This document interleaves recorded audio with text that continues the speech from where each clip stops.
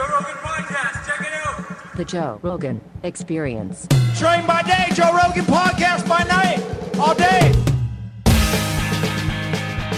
Terence Crawford, what's it like to be the fucking man? Man, it's great. I feel like I've always been the man. You have been the man for a long time. But I think 2 weeks ago, everybody realized it. Yeah, everybody give me my recognition now, and everybody give me my flowers. So it's a wonderful thing that I had to fight to, get everybody approval. Well, it's tricky in boxing sometimes because sometimes it's difficult to make those matchups happen. And a dream matchup like that between two undefeated world champions, and for you to dominate the way you did, because a lot of people had that like a pick'em fight. Like a lot of people didn't know how to call it, but you just fucking ran that fight. You ran that fight. That was amazing.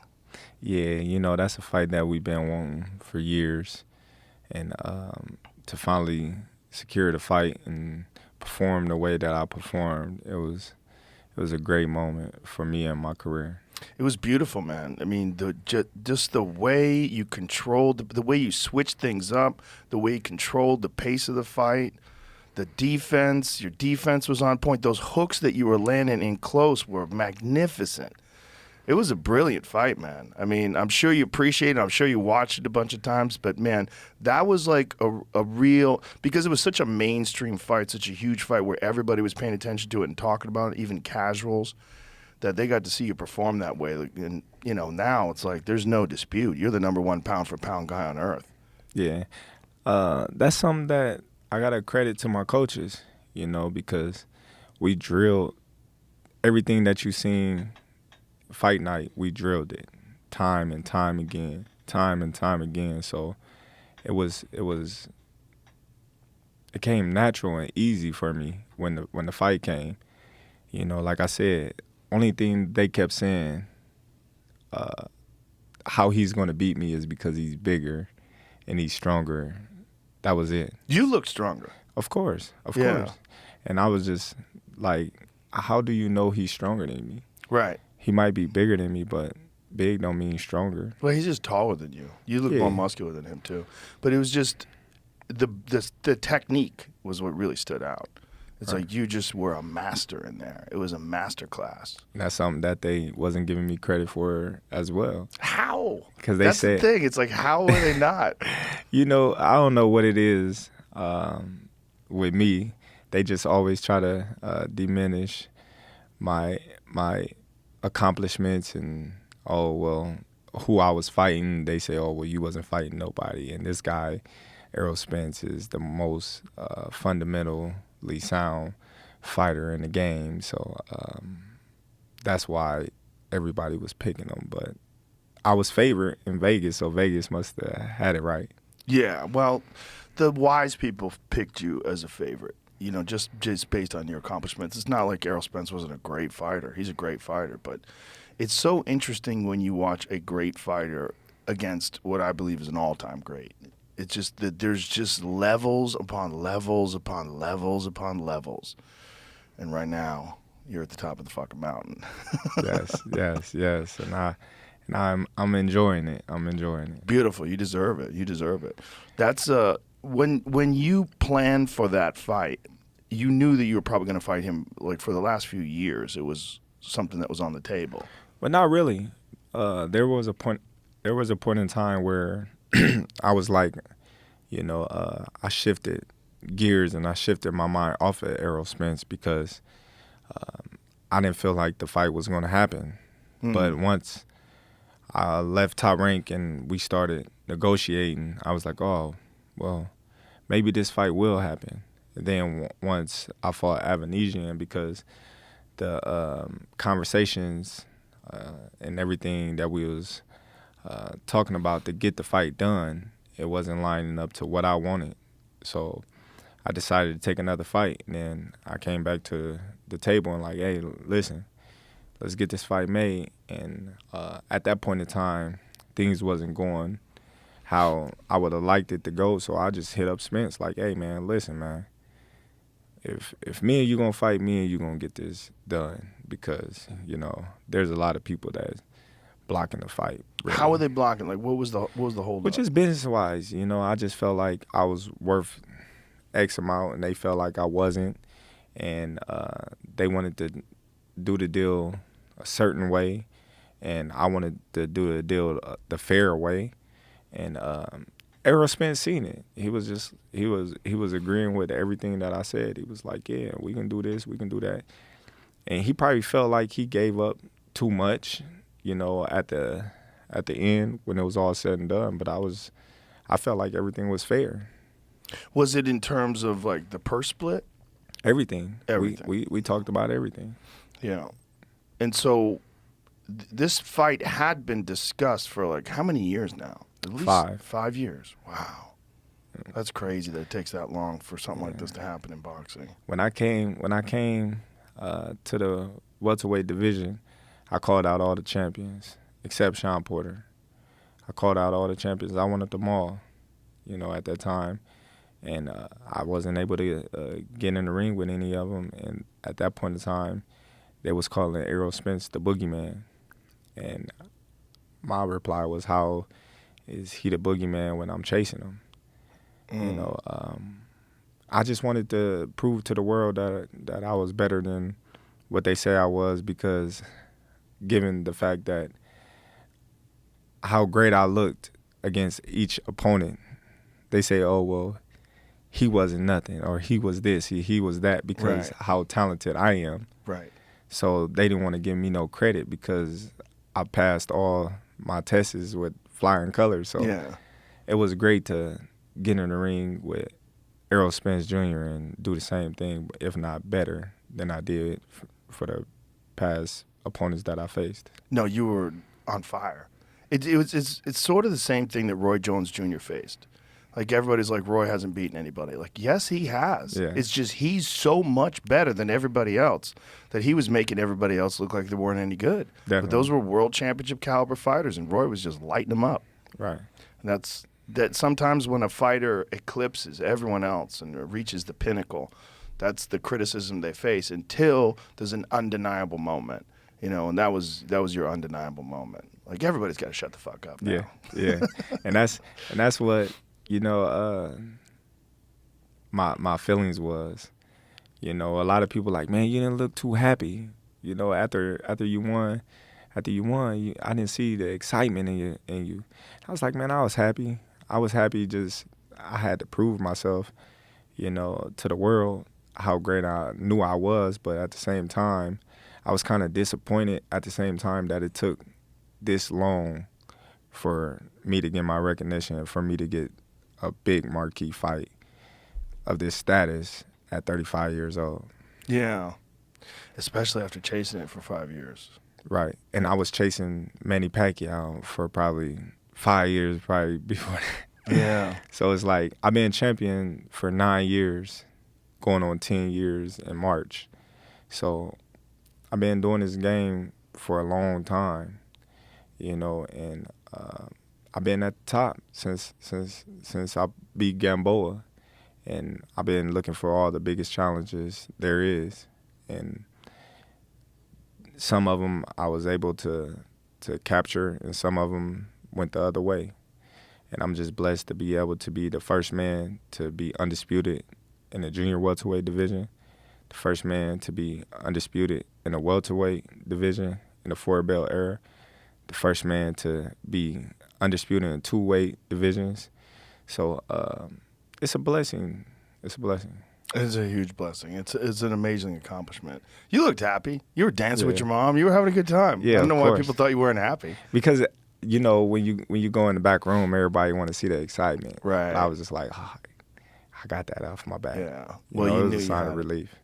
Was there anything unusual about that fight? Like, is that exactly how you expected the exchanges to go? I'm sure you watched a ton of tape on him, right?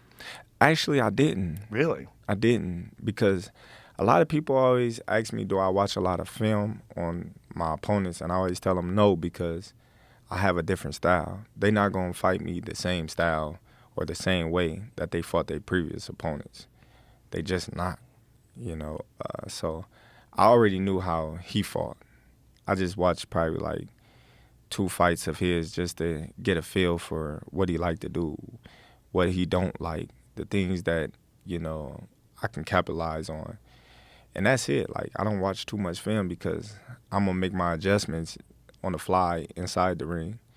So, yeah, I don't watch too much film. That's interesting. What is the general consensus on that about watching film? Do most champions watch film? Is it just on an individual basis? No, some people like to watch film to where they feel as if they know what their opponent's going to do, when they're going to do it, because they got certain habits to identify when they're going to throw a punch or when they're going to back up. Certain things that you see as a top athlete, you start noticing, okay, I noticed that he's doing this when he's doing this. He's doing that when he's doing this.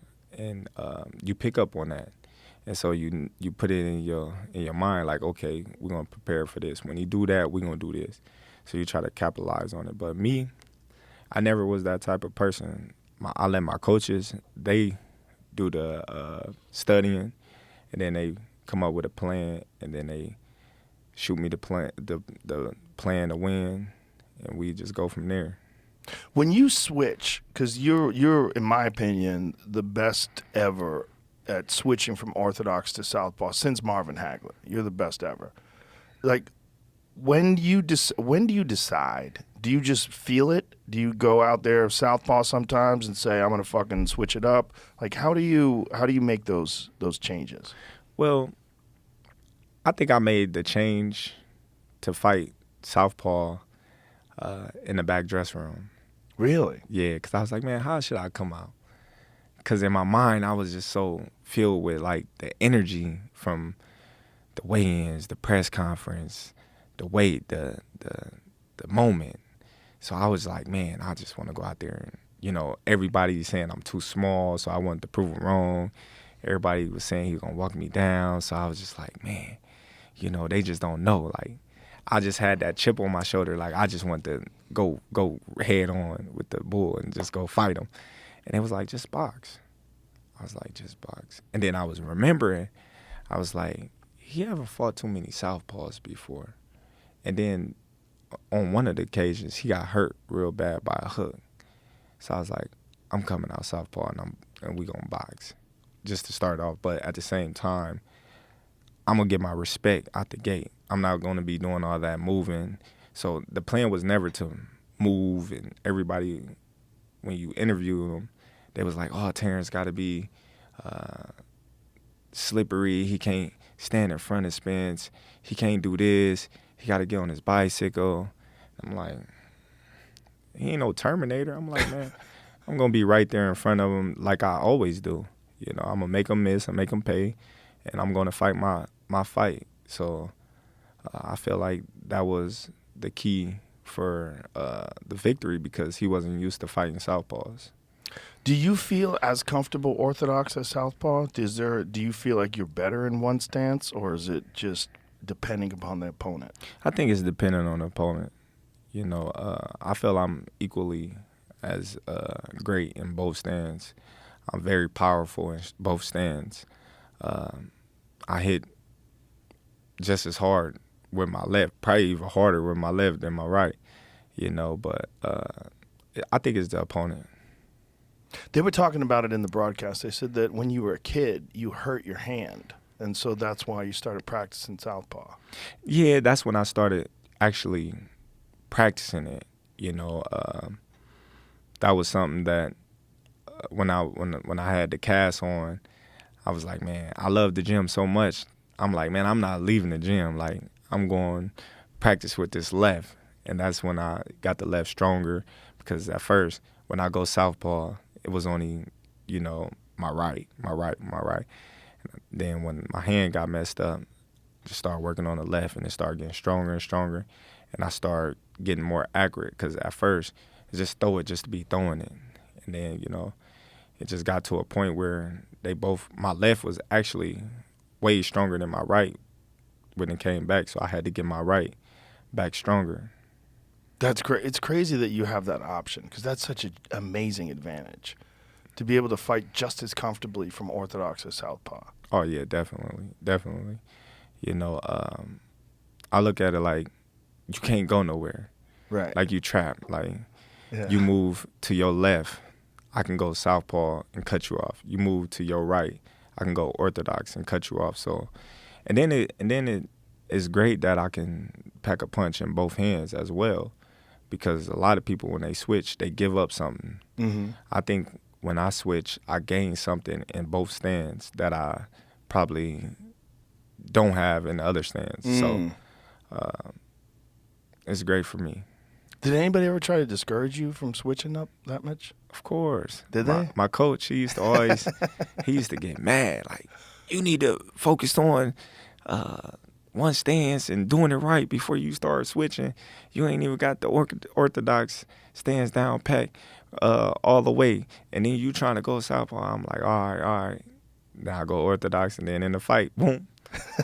I switch, then I switch back. He like, stop switching. And then I win the fight like, what? When did he stop telling you to stop switching? When I was winning. And he was just like, all right, since I can't stop you from switching, we just gonna train that way. So yeah, if you do 4 rounds, you're gonna do 2 rounds southpaw, you're gonna do 2 rounds orthodox.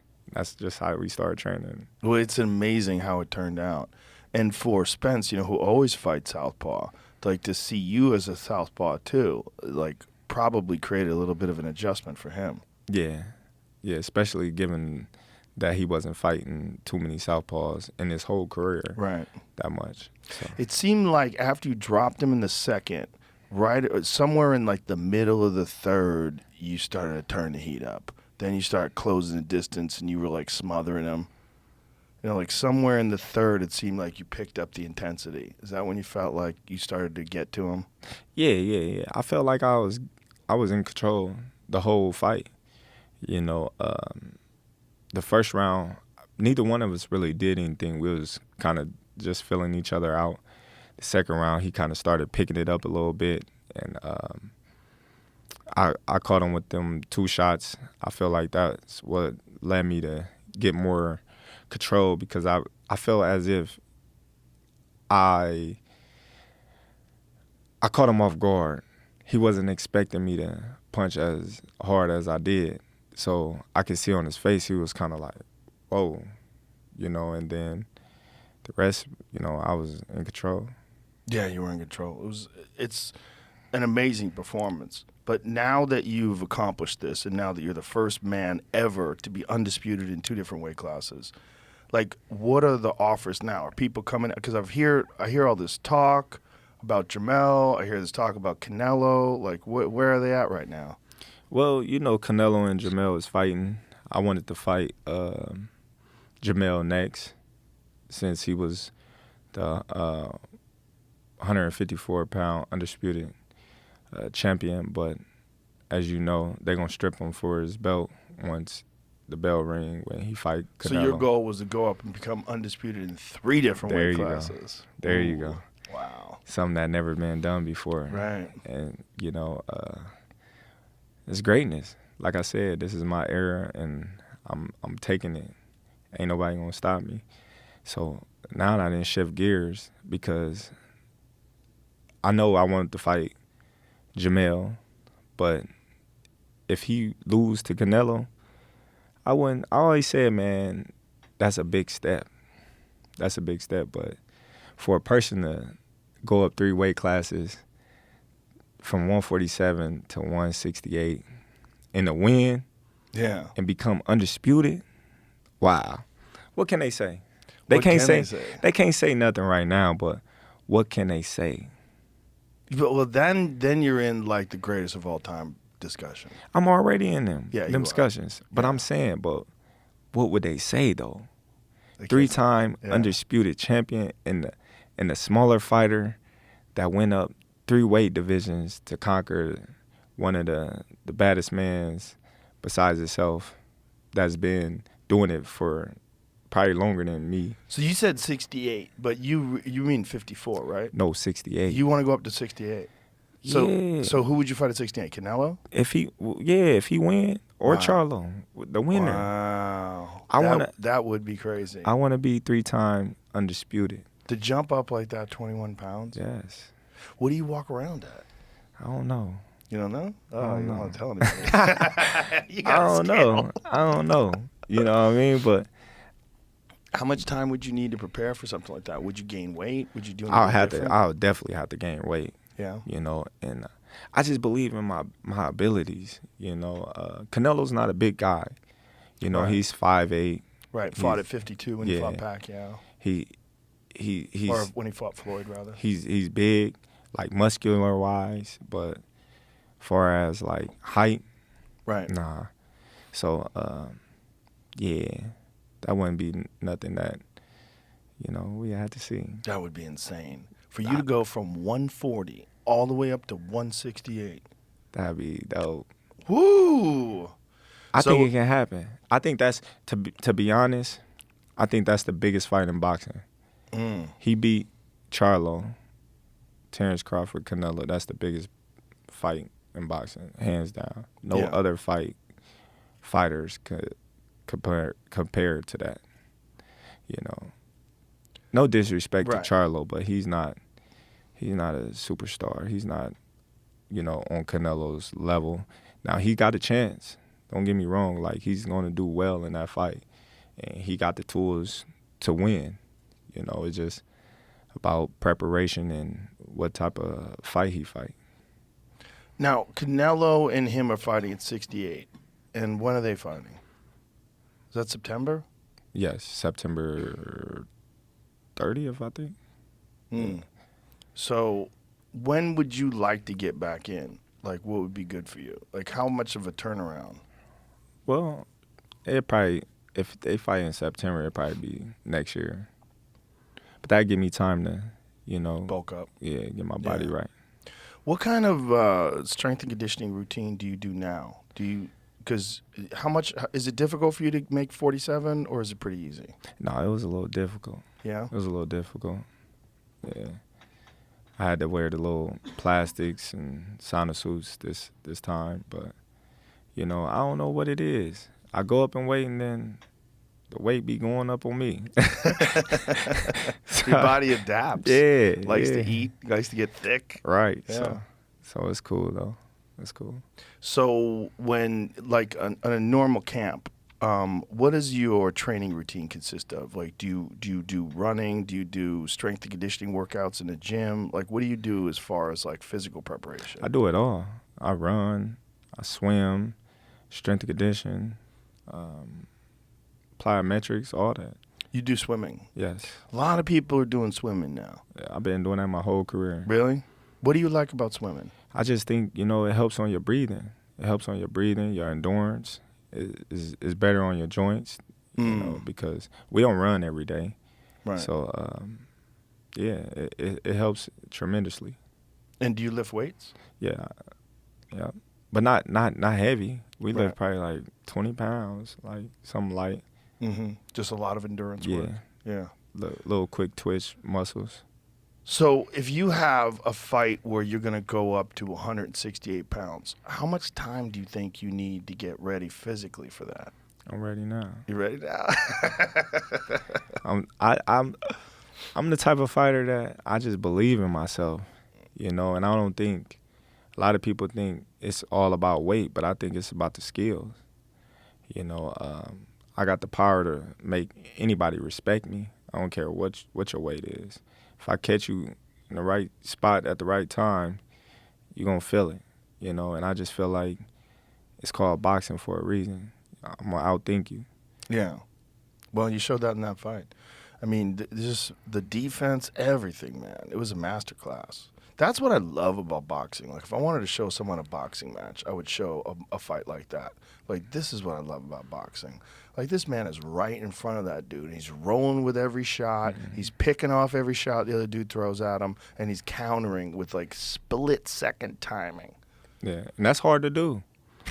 That's hard to do. And Obviously. you got to be comfortable enough to have confidence that you got to take chances. Yeah. Like when I dropped him with the uppercut and the hook, I got hit. In the left hand, right? Yeah, I got hit while I was throwing the uppercut, but I knew that going into it because I baited him in and set a trap. So in my mind, I'm going to take one to get this off, and then come back with something else. And that's how I got the drop, the second drop. Yeah, that uppercut was genius. It was just inside, tight, Yeah. boom. Perfect time. How hard does Spence hit? He didn't hit that hard. Well, he never caught you that clean. That was probably Yeah. the best shot he landed. No, he caught me a couple of times, but you know, I was surprised at how hard he didn't hit. Really? And given that everybody say, "Oh, he's a big puncher, he's this," I think he's just a volume puncher. I think he just wears opponents down, just wear them down. I don't think, you know, he has a one punch knockout. He have power, but it's not like, you know, boom, sleep. You know what I mean? I think it's like bam, oh, boom, boom, boom, boom, and then he just wear you down. Right. Yeah. That is a difference, right? Because if you look at his career, you never seen him like knock nobody out with one punch. You never see him, you know, dropping nobody with one punch. You always see him like wearing them down. That's why he goes so hard to the body, because he want to wear you down. Then once you get tired and once your body start weakening, everything start weakening, and those little punches that wasn't hurting start hurting. Well, that was probably your most anticipated fight. But what do you think was like your most difficult fight? I would think Gamboa. Really? I would say Gamboa, because of the experience at the time. You know, you gotta understand, I came from fighting 6-round fights, you know, to a 10-round fight on HBO when I got the Bredis Prescott fight. So then I fight him, then I fight another guy for interim, the NABO, and then I fight for a title eliminator in Klimov, and then I fight Ricky Burns, and then I come back and fight Gamboa when I become champion. And Gamboa was labeled the next Floyd Mayweather. He was on the pound-for-pound list. You know, everybody had Gamboa at a high rating, you know, so he's Olympic gold medal, you know. He had the experience over me, and so I think I learned a lot in that fight, and that's what made it, you know, hard, because that was something that I never experienced in a fighter before, so it was a great learning experience. That's one of the most interesting things about watching a very talented fighter, is seeing how they respond to the next level of opposition and the next level of challenges. Like you're saying, going up from 6 rounds to 8 rounds to 10 to 12, and seeing the different caliber of competition. You know, when you look at like a boxer's career, it's interesting, because when they're kind of at the end of the line in their late 30s, it's the time when they have the most experience. They know the most, but their body doesn't really perform as well anymore. Like, there's this kind of balancing act. And the guy who beat that better than anybody was Bernard Hopkins. Because Bernard was world class up until like he was 50, which is so crazy. Like, Yeah. how the fuck did he do that? I think because his body was more preserved being when he was in jail, and he didn't have all the wear and tear on his body. You know, my guy Steven Nelson, he's another one. He's 35 years old, and he's still moving like he's young, because he never did no sports. He started boxing at like 18. Oh, You know, so no injuries. yeah, he just had an injury about a few years ago. He tore his Achilles. He was out for 2 years, but he back like nothing happened. That's a big one. Yeah. The Achilles is a big. Jamal Hill, the UFC light heavyweight champion, just tore his Achilles. Mm-hmm. That's a rough one. And Definitely. Jamal tore it playing basketball, which is crazy. He tore his sparring moving backwards. Really? Yes, he was just moving backwards. It wasn't nothing crazy. He was just moving backwards, and it just popped. Pop. He said he thought somebody like hit him. He was just like, he looked down. Like, man, he thought it was me at first. I'm way on the bag. I'm like, what? He's like, man, I fucked up. I'm like, what? He was like, man, my Achilles. I'm like, how you know? He was like, man, I heard it pop. And so, like, everybody getting around him, I'm like, man, you got to go to the hospital. Let's go. Wow. Yeah, it 2 was a freak. years. 2 years out the gym. I mean, out the ring. That's a long one. It's a crazy injury to come back from. Yeah. Because it's such a thick tendon. And when it pops, it's just a disaster. Mm-hmm. Have you had any like significant injuries? No. That's amazing. Yes. So when you say like for Bernard, like he preserved his body, I know you're very disciplined, and I know that you like. Do you ever take time like after a big fight like that where you go off the rails and eat pizza every day and go crazy, or do you stay disciplined? Well, I don't eat beef or pork, but You don't eat beef or pork? or pork. Really? Yeah, but my eating habits is not the best. You know, I still drink pop here and there. I didn't lighten up on candy. I used to eat tons of candy like every day. Really? I used to eat tons of candy, but you know, I don't While you were eat- fighting? Yeah, in camp too. I don't know. It was just something that, listen, I'm gonna do this. I'm gonna make weight. I'm gonna get everything done, but I'm gonna have my candy. And like, What kind of candy? I just liked it, the Jolly Ranchers, the chewy ones, just chewy candy, the Starburst, the gummies. I used to just always eat those. Well, when you're training a lot, it's not bad to have a little extra sugar. Yeah, Like Floyd used to drink sodas after he trained. yeah, And everybody's like, why would he do that? Like, then I talked to a nutritionist, and he's like, it's actually after a very hard workout, like sparring and hitting the bag, it's actually a good way to replenish glucose. yeah. That's probably why I always was drinking it. You know, and cutting weight. I don't know why. When I'm cutting weight, I'd be like, all right. Even though pop gonna make me more thirsty, I'd be like, I need a Sprite. I need a cold Sprite. And they'd be like, what? I'd be like, I just need a Sprite. How come you don't eat beef or pork? I don't eat beef. Pork is just, bad for you. It's unhealthy. And I think when beef, I stopped eating beef probably 7 years ago, probably more than that. Really? Yeah. I had back problems, and I was like, man, my back was just hurting so bad, and I didn't know what it was. So I went to the hospital. I went to the emergency, and so they did the MRI and CAT scan and stuff like that on my back, and I had backed up shit all up my back. What? Backed up shit. Really? That was what was hurting your back? All beef. So since I cut out the beef, because they said beef is harder to digest and harder for your body to break down. So I stopped eating beef, and I ain't never had none of them issues ever again. That's crazy. I've never heard anything like that. Yeah.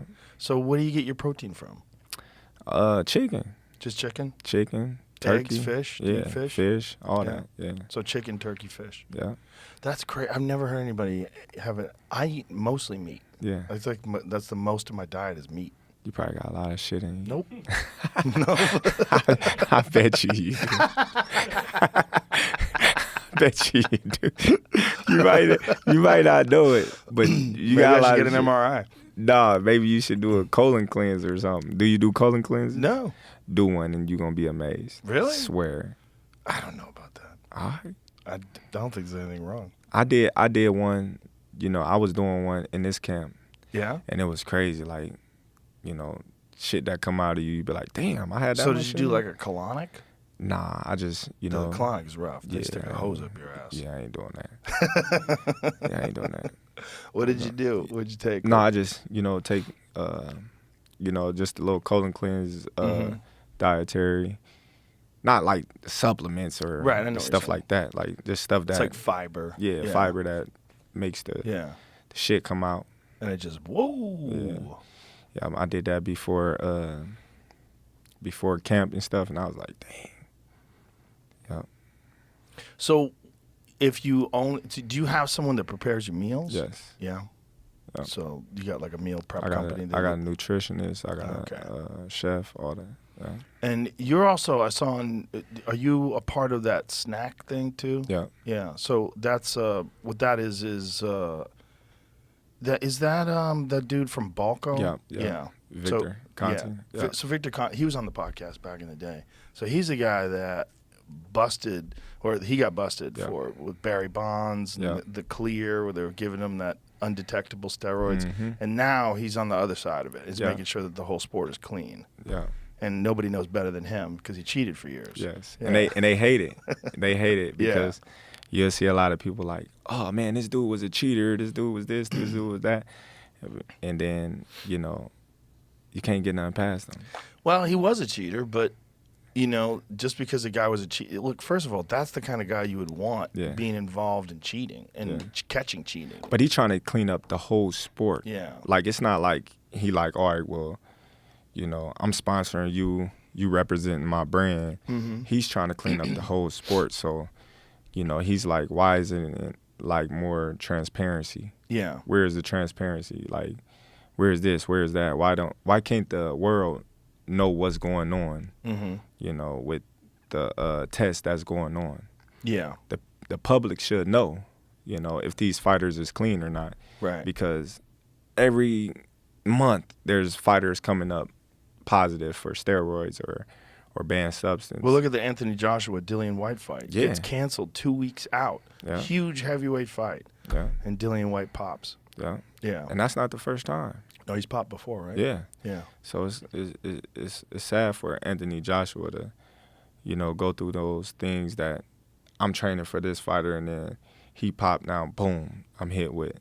Right. Got to prepare for somebody else. And them the worst ones when they come, at the last minute and they ready. Right. Because some people just train just waiting for that call. Right. You never know. Also, him fighting Helenius after Deontay starched him. That's like, because everyone's going to compare you rather. Because Deontay hits so hard, it doesn't even make sense. Yeah. He hits so different than everybody else. Definitely. Doesn't make sense, man. The Helenius fight, he was like moving back, and he went like that. Blap! Yeah. And that dude just shut off. He blessed with dynamite in that right hand. Like nobody before. Nobody. Like nobody.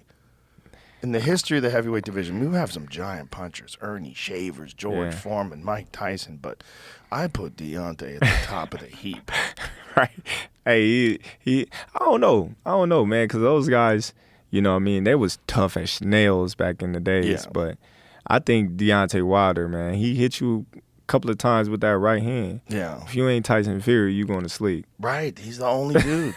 He's the only dude. The first fight was bananas. Yes. When he catches him with that right hand and the left hook as he's going down, then Deontay goes like this, and he thought it was over. And this motherfucker rises like the Undertaker. Yes. I was like, there is no way. There's no way. And then he starts outboxing him. Like, how? He beat him I thought he came back and won the rest of the round. I think he did. And then he took that strategy into the second fight. He realized that Deontay does not fight as well when you're going after him. And so then he just dominates the second fight and dominates the third. But in the third, when he got rocked once so hard, you could watch the ripple, the shockwave go down his body, and it was jiggling his fat, jiggling his back fat from the shot. It was just boom. I don't think there's another person in the heavyweight division that would have ate that shot like Tyson at all. did. I think I told everybody both fighters won that fight, the first fight. I said because Tyson Fury, I don't know if he made the count, but any other fighter, you get dropped like that, they was gonna call it off. Right. Because dude literally, boom, looked up, and it was just like any other fighter, they would have counted out. And I feel like Tyson Fury won on points. Yeah. He was winning the fight. He got up, still winning. Second fight, Tyson Fury hands down. But the third fight, Deontay Wilder could have made it a better, interesting fight, but he got tired. He was working real well, but he got tired. But, Tyson Fury's smart. He started putting that weight on him, started laying on him. You know what I mean? So no, he's incredible. That's the experience, you know what I mean? So he's incredible. Yeah. I mean, and he's such a character, too. Such a fun dude. Yeah, he's funny. He's so funny.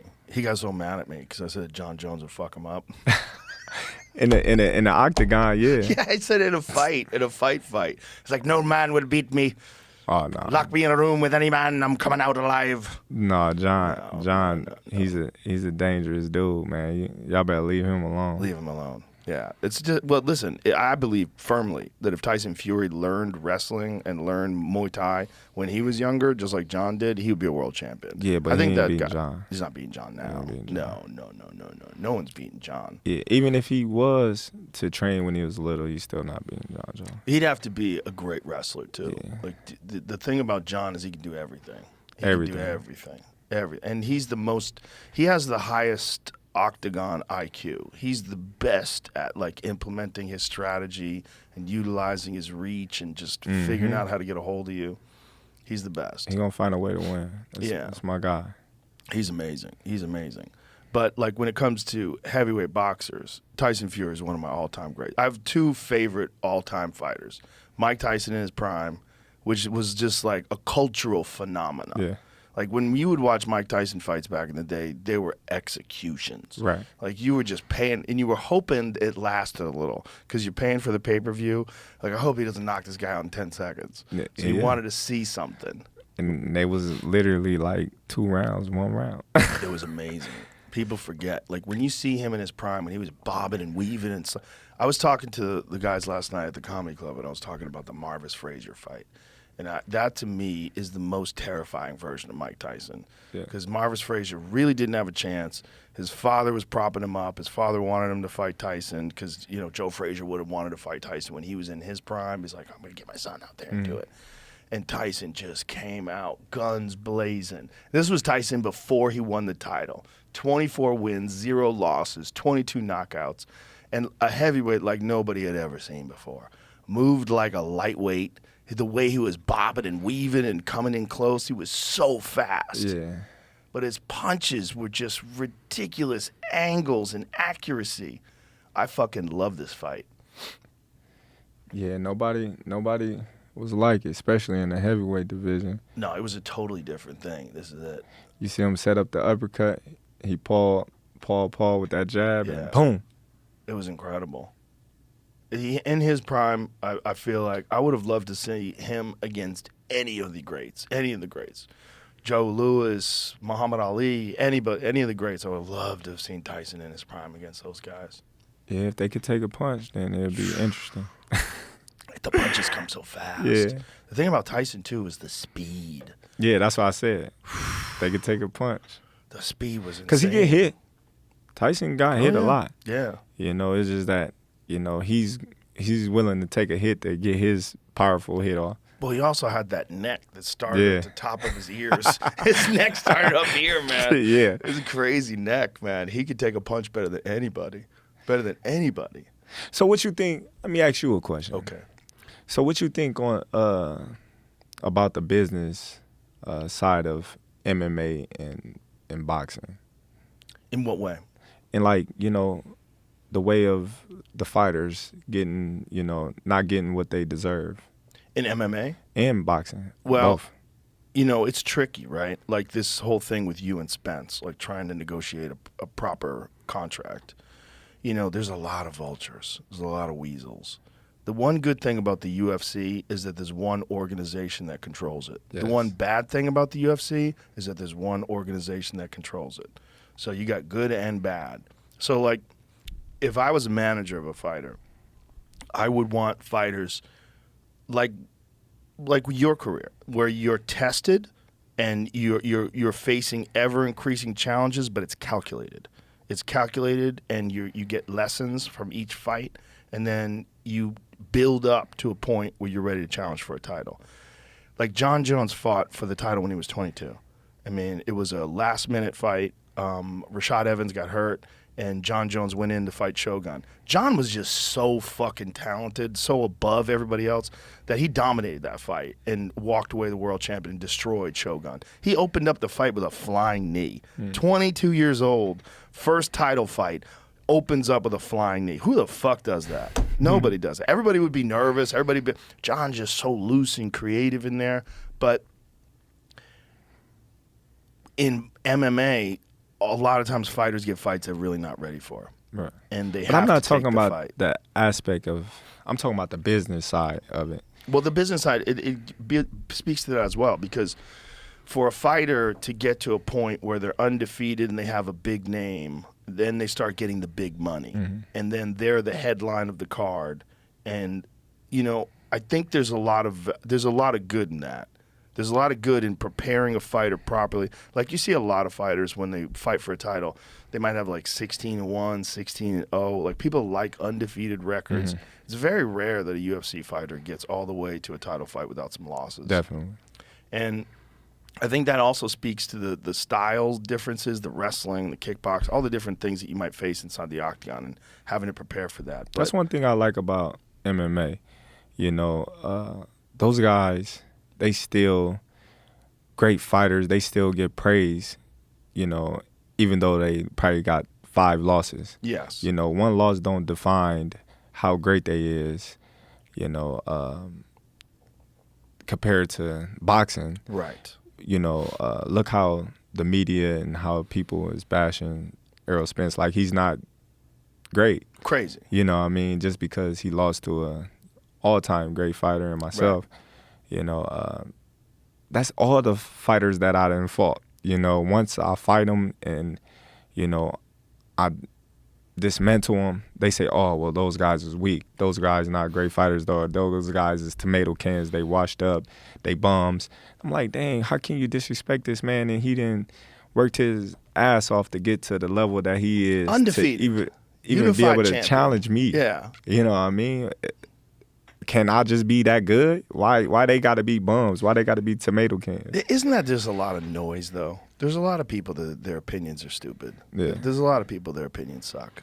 But if you looked at my whole career, that's what was always said. Terence Crawford haven't fought anybody. Terence Crawford, only fought washed fighters. Terence Crawford this, Terence Crawford that.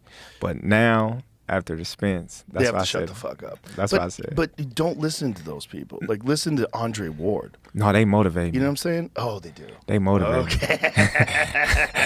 You're like David Goggins. Yeah, I want to see haters. it. I want to hear it. I want to see it because that lights that fuel. Right. And then I just grit my teeth and be like, Well, one of the most crazy stories about your career is your mom. Yeah. It's about how your mom just never gave you any praise. Yeah. It's like, nope, not good enough. She was tough. She was tough. You know what I mean? I love my mom to death. That's my heart. It's my girl. You know what I mean? But that was just her way of pushing me to be great. You know what I mean? And she just knew that her son was so competitive. She was just like, all right, let me see how competitive you is. Come here, little kid. She would pay people to try to beat you up. Yeah, no. We have gloves. We have gloves, and because Yeah. I come from my family was all into boxing. My dad's side of the family, my mom's side of the family, so she was always tough. So she'll get the little kids in the neighborhood $5 if they can win. We'll be in the front yard, and I beat them all up. I beat them all up. I'd be like, now what? You give me the money. It's amazing how it worked. I mean, now it's not something like I think a psychologist would recommend for raising a child. Right. But sometimes they're wrong. Yeah. And it depends on the person whether they can rise to that challenge. And obviously, it made you great. Yeah, I think that's why I said, I love to hear the doubters, the naysayers, because I think it's something in me from my past trauma with my mom. Me trying to prove her wrong. Me fighting for her, approval. So, it goes back to when I was a kid when, she would say, "Oh man, you ain't gonna win it." And I go out there and win. I come back with the belt, and she taking pictures with the belt. Look what my son got. Look what my son did. You know what I mean? But then, when it's just me and her, you still ain't shit. You ain't gonna win the next one. You know what I mean? So I laugh and stuff like that. That's amazing. Yeah. So it was just, my mom knew what she was doing for me at a young age. She was instilling, mentally toughness because, through anything that's going on in my life, I'm always focused, no matter what it is. It can be a loud room full of people. It can be 50 people in a room, and I could be fighting the next day. And the average person be like, man, what is you doing, dude? You got a big fight tomorrow. Like, you need to be focusing. You need to be resting. They need to be out the room. You know, I'll be sitting there. I'll be like, I'm good. I'm not doing nothing. They just sitting here talking. What's wrong with that? Because I'm so locked in, because once I'm focused on something, that's not going to distract me. And I think that comes from my upbringing as well. Have you ever worked with a sports psychologist or anything? Nah. Nothing. But I used to have to see counselors and stuff like that when I was little. If you get in trouble. Huh? If you get in trouble. No, I used to get in trouble. Yeah. I used to have an anger problem. I used to be mad at the world. And I always tell people I don't know why I was so mad, but then as I got older, I was realized that, you know, my dad was gone, and I wanted my dad to be there. Yeah. And, like, my mom, like, everything, you know, I do wrong, I was getting a whooping for it. So it's like, that's all I know. You say something I don't like, I'm whooping your ass. You do something I don't like, I'm whooping your ass. So it was just like everything that I was getting at home for getting in trouble, when I go out into the real world, I was, you know, doing the same thing that my mom was doing to me. When I get in trouble or say something or do something that she don't like, I was getting a whooping for it. You know, you're not listening and getting a whooping. So if I'd be like, dude, shut up talking to me, and you still talking to me, you're not listening, now we got to fight. I got to beat your ass because now you're not listening. Now you didn't piss me off. So, you know, I used to get in trouble a lot. Well, it seems like with all great fighters, they've overcome some serious problems when they're young. Yeah. Like every great fighter. It's very rare that you have a great fighter that had like this like perfect upbringing where nothing ever went wrong, everything was fine, got everything they wanted, anything they needed. You know, it seems like every fighter has to they have to overcome people downing them, people dismissing them. They have to overcome that. Oh, yeah, definitely. From school to everywhere, you know. Yeah. A lot of people, I don't think nobody but my family members thought that I was going to turn out to be the guy that I am today. Like, when I see people that knew me when I was little, they just, you know, like, they just want to cry. They just like, what? I just can't believe how of a man you grown into. I would have never believed this would be you. Like, you talk so well.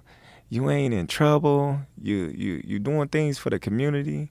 I'm just in disbelief. Like, I'm just so proud of you, and I just be like, thank you, because nobody thought that I would turn out to be who I am today, you know. And it just goes to show that it don't matter how you start, it always matter how you finish. Well, it's also your composure. You know, you have this ability, like, you can talk shit in the middle of a fight to someone who's sitting ringside. Yeah. Like, it's kind of amazing. You're just always composed. Definitely. You know? I think it's because you've overcome all that shit, but because your mind is centered. Yeah, it's even when we were talking about cars earlier when I was showing you the Barracuda. You're like, I don't drive any of my cars. I drive my truck. You just listen to all these cool cars you have. You just stay low key. Yeah. Stay low key and keep it together. Stay composed. I got to. That's just me. You know. Yeah. I never want to be nothing other than myself. Like, I remember my family members, you know, a couple of my friends, they're like, man, you need to talk more shit. You need to be like Mayweather. You need to do this. You need to do that. I'm like, no, I don't. I said, that's him. That's not me. Right. I mean, you see Tank them. You see all these fighters, you know, Broner them. You see, that's how you get the money. That's how you get the money. You gotta entertain. You gotta show the money. You gotta do this. I'm like, I'm gonna be myself, and I thrived on that, you know, because when it's all said and done, when all the money gone, when all the fans done chanting your name, now who you really is. Right. Now you gotta search and find the real you. But if the real you been there all along, you gonna be happy. You ain't gonna have to, you know, go through therapy. You ain't gonna have to be buying friends. You ain't gonna be having to stay in the sport to hear that chant again. Yeah. So when you walk away from the sport, you're gonna walk away from the sport as a man with your head high, and you just gonna wave. Yeah. That's beautiful. Yeah, definitely. Well, you have a rock solid philosophy. I love that. It's one of the things I really admire about Andre Ward. Andre Ward, Olympic gold medalist, 2-division world champion, retires undefeated. He's like, I'm gone. That's good. All my faculties completely intact. And they even offered him a big money fight against Canelo after he beat Kovalev. After he knocked out Kovalev, they offered money to Andre, a lot of money. And he's like, I think I better serve boxing as a commentator, which is amazing for a guy who's still in his physical prime. Still, I mean, there's video footage of him working out, still in tip-top condition. Looks fantastic. Yeah, he had a lot of injuries, though. Yeah, the shoulder, the big and one. the knee. The knee was big, but the shoulder, I mean, he's a one-arm fighter for most of his career, which is so incredible. Right. He beat everybody with a left hand. Everybody. Went through the whole Super 6 tournament. Great. Beat everybody with a left hand. Great. Yeah. And then finally got it fixed and fucked Kovalev up in the rematch with a right hand. Right. It's crazy.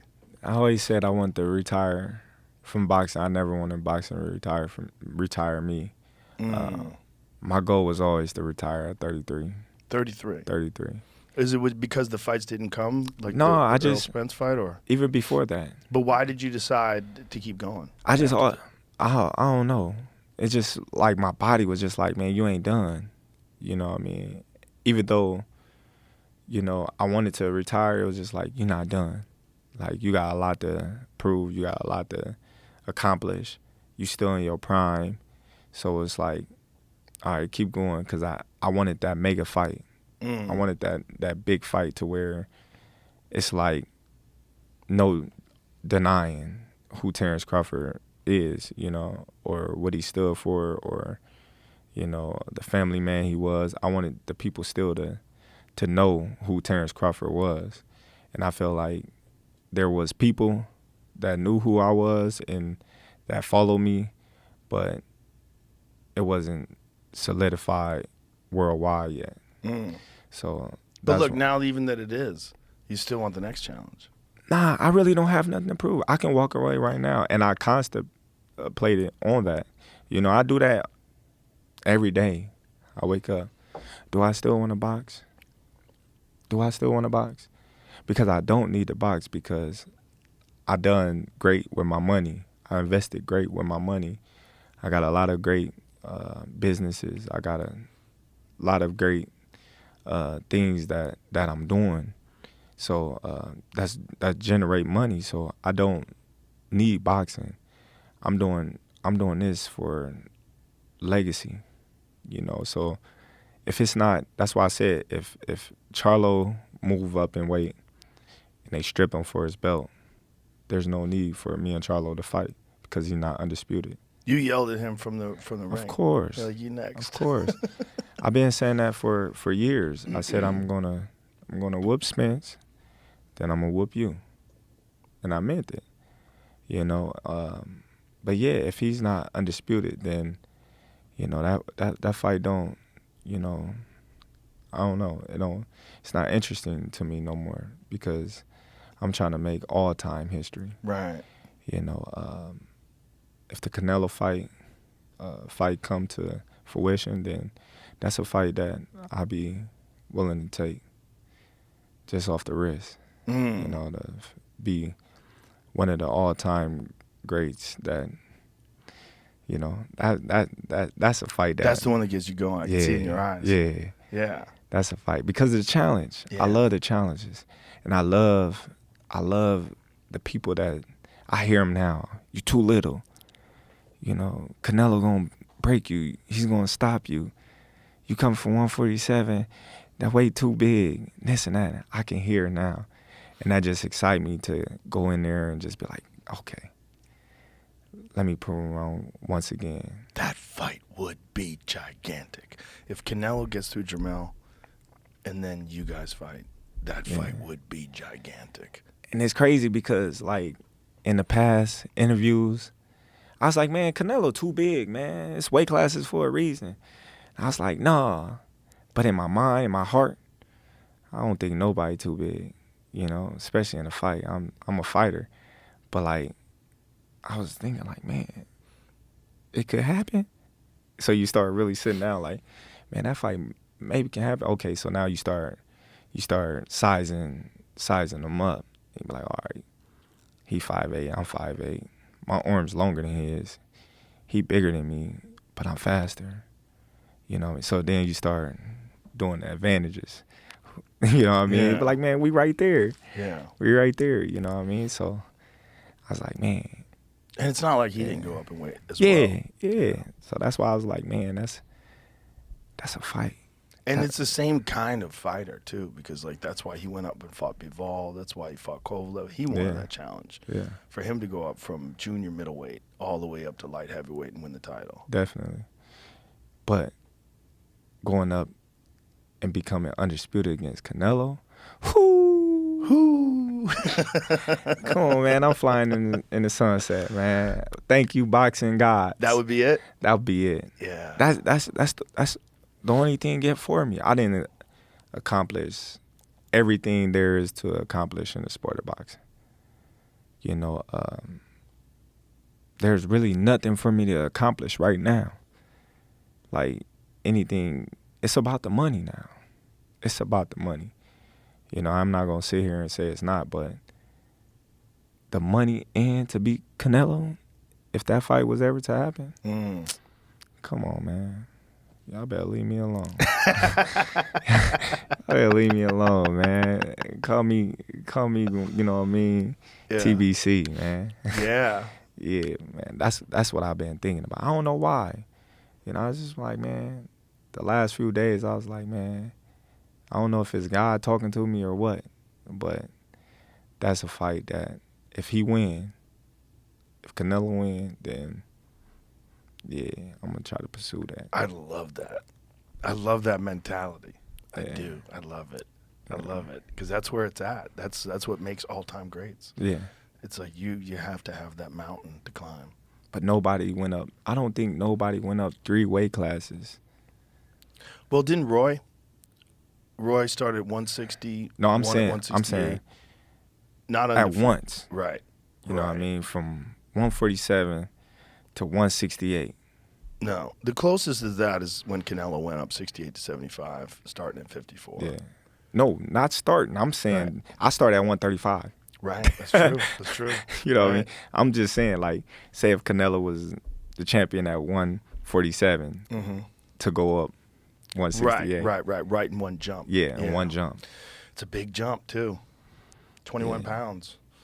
It's a lot of weight. It's a lot of weight. Yeah, that's spar exciting. big guys, though. Do you? Yeah, I spar big guys. That's why I'm starting thinking, like, man, I probably can be great. I probably can be great, you know what I mean? But, you know, it's different in the fight. But I believe in my skills and my ability, and I believe in my team. I believe we'll come up with something that, you know, will be suitable for me to be successful in that fight. That would probably be the biggest fight in boxing. Definitely. That fight would be gigantic. It would. That would be a big one. I have to go to that one. That Definitely. one happens. I got to go there live. You were supposed to go to this last I one. couldn't. That was at the UFC. Yeah. I wanted to go. It's crazy how they had it on the same day. Yeah, it sucked. But it was good because my fight was early. Then y'all fight was Yeah. later on that night. So I didn't. I've unfortunately somebody spoiled it for me. oh, they did. Yeah, they spoiled it for me. Then I said, all right, let me watch the highlights. Yeah. And I was just watching the highlights on my phone. I was like, oh shit. Yeah. And then I got home and watched the whole fight on the big screen. That's what's up. That's what's I up. actually got Paramount Plus just for you, Yeah. so I could watch it. Hey. You couldn't watch it anywhere else after it was already aired. I appreciate It it. was magnificent, man. I love excellence. I love when someone just rises to the top of a shark-infested pool, because that's what boxing is, you know. And when you're at your level, and when you could perform that way against a guy like Errol Spence, against a guy who's an undefeated, you know, elite champion, and for you to perform that way, this is what, to me, this is what boxing is all about. When one person shows that there are levels upon levels upon levels upon levels. Yeah. You know, and then it puts you in this category where people go, okay, well, what other champions can move around in weight classes or go up or come down? Like, you know, I know there's been a lot of discussion about different people from different weight classes coming up to you. Is there anything else that's interesting to you other than Canelo or Jamel? Nah. Nothing. Nope. You just need, like, dragons to slay. You know what I mean? Like, at this point in your life, you can't even fight a regular fighter. Yeah, like I don't know. Like, I get excited I don't know why. I get excited when I talk about Canelo like I used to get excited about Pacquiao. Really? You know, I used to get so excited. Like, man, I'm going to be able to fight Pacquiao. You know, because... Is that the one you think got away? Yeah, it definitely did. It definitely did. I tried my ass off. What stopped that fight from happening? They didn't want to fight. It's too dangerous. They didn't want to fight. Freddie Roach said he didn't want to fight. Pacquiao handlers didn't want to fight. You know, I believe Pacquiao, as a fighter, he wanted to fight, but they didn't want to fight for him. So, you know, it just got away. When looking back at like Floyd's career, like him coming up in the era that he came up in, he had all them champions that he was able to fight, and that's what led him to be so great. You know, because he fought the most champions, beat the most champions, you know, got the most money for beating the most champions. So it's just like, man, he had this guy, back to back to fight, one after one, you know. And when I was coming at the peak of my career, they all retired. You know what I mean? So it's like, I can't get these guys' name on my resume. You know what I mean? So it's just like, you know, now I'm the old guy in the era, you know, that the young guys want to try to get a piece of to build their legacy and put names on their resume. And it's just history gonna keep repeating itself. Yeah, there's always going to be a new guy coming up, and there's like right now you got Boots Ennis in your weight class. Definitely. What do you think about him? Oh, he's very, very talented. He's unproven, but he's very talented. Yeah. You know, the eye test tells it all. You know, he's got the it. You know, but we haven't seen him against any elite fighter. We've never seen him tested. So until then, you know, we just gonna keep saying, "Oh, Boots, Boots, Boots," until he meet that fighter that's gonna test him. Is he the mandatory? Yeah, I probably got like 3 mandatories. Really? Oh, right. Yeah. 4 weight classes, 4 belts. Yeah. Is that a fight that you would be interested in? Nah. It just don't make sense right now in my career. Like I said, like, especially money-wise, don't nobody really know Boots but us. You know, I'm looking for bigger and better challenges like Canelo. You're just looking for the big ones. Yeah. The big fish. Yeah. Fish fry. That definitely. Definitely. Them the guys I'm looking for, you know. Why do you say fish fry? Because he called himself the big fish. Oh. You know, Errol said he was the big fish, and I said we was gonna fry him. We was gonna reel him in. We was gonna put him on the bank. We was gonna gut him. We was gonna fillet him. Then we was gonna fry him. And that's what happened. Yeah, and you did it. When boxing this is a great time for boxing. There's so many stars coming up right now. And everybody fighting each other. And What did you think of the Lomachenko-Devin Haney fight? That was a great fight. I was actually ringside. You know, Devin showed a lot of heart, grit.